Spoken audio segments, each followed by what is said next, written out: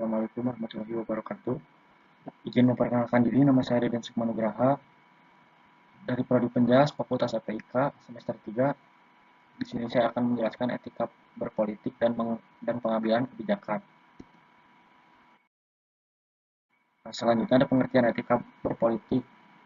Etika berpolitik adalah seperangkat nilai moral yang mengatur perilaku politik, menekankan kejujuran, tanggung jawab, dan integritas.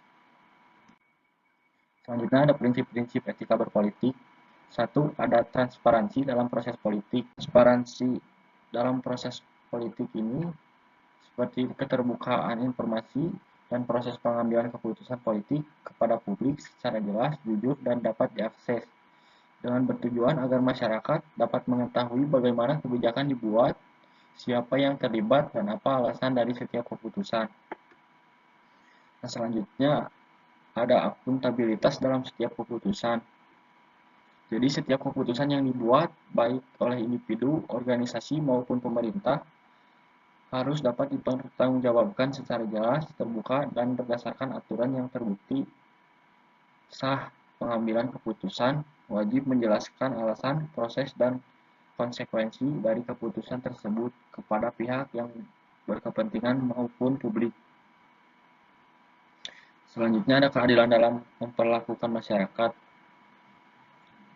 Keadilan dalam memperlakukan masyarakat ini seperti memberikan perilaku, pelayanan, dan kesempatan yang sama kepada seluruh warga tanpa diskriminasi berdasarkan suku, agama, status sosial, ekonomi, jenis kelamin, jabatan, atau pendekatan pribadi. Jadi setiap masyarakat memiliki hak yang setara untuk memperoleh pelayanan, fasilitas, dan perlindungan hukum. Selanjutnya ada kejujuran dalam penyampaian informasi, seperti memberikan informasi secara apa adanya, sesuai fakta, tanpa ditambah-tambah atau dikurangi, dan disembunyikan atau dimanipulasi untuk keuntungan pribadi maupun kelompok. Jadi informasi ini disampaikan dengan tujuan memberikan pemahaman yang benar kepada masyarakat atau pihak yang membutuhkan, bukan menyesatkan atau mempengaruhi secara tidak etis. Nah, selanjutnya ada pengambilan kebijakan yang etis. Contohnya seperti dalam survei masyarakat. Jadi pemerintah ini harus tahu bagaimana lembaga membuat survei untuk mengetahui kebutuhan masyarakat tanpa memihak kelompok tertentu. Nah, selanjutnya menghindari konflik kepentingan. Misalnya seperti bersikap transparan terhadap potensi hubungan pribadi atau keuntungan tertentu. Menghindari keputusan jika tidak ada hubungan dekat yang dapat mempengaruhi objektivitas, atau mengalihkan keputusan kepada pihak lain yang netral, mengutamakan prosedur dan penilaian berdasarkan fakta.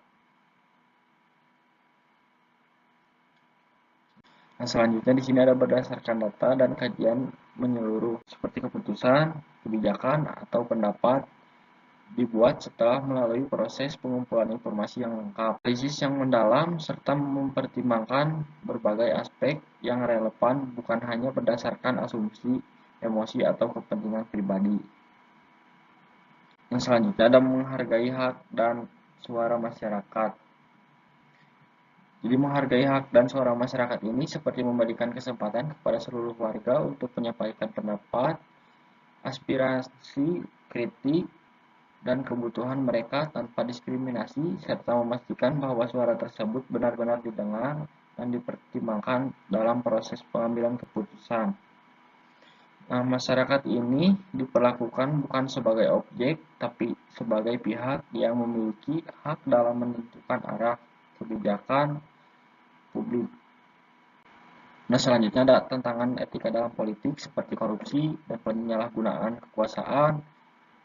Terus ada polarisasi dan disinformasi dan tekanan kepentingan kelompok tertentu.